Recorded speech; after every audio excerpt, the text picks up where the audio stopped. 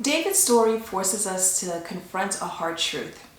Discontent doesn't only show up in seasons of lack. Sometimes it shows up when life is full. David wasn't struggling to survive. He wasn't desperate. He wasn't overlooked. He was established, respected, secure, and still discontent found him. When David saw Bathsheba, nothing about that moment suggested he needed something new. What it revealed was impatience. Later, when God confronts David through the prophet Nathan, he says something that deserves slow attention. He says, "And if that had been too little, I would have given you much more." 2 Samuel 12:8. That sentence tells us a lot about God. God was not withholding from David. God was not finished blessing David. God was not unaware of David's desires. God was very available, but David just did not ask. Discontent rushes us past prayer. It convinces us that waiting is risky and that asking may lead to disappointment.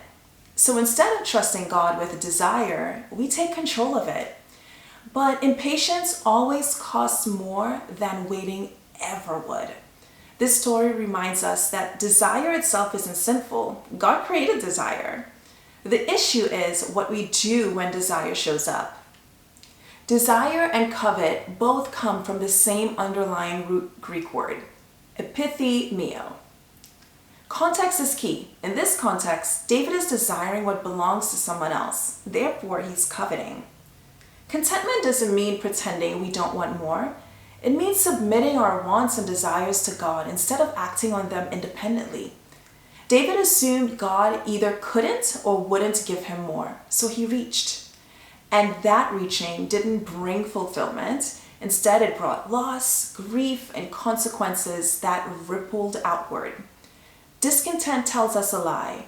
It says God is slow. It says God is stingy. It says we need to act now or miss out. But God's words say the opposite. I would have given you much more.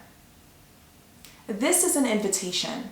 So today, pause and reflect honestly. Where have you assumed God is done blessing you? Where have you taken matters into your own hands instead of bringing your desire to Him? Enough doesn't mean God has closed His hand or that His arm is short, like He shared with Moses in Numbers 11:23.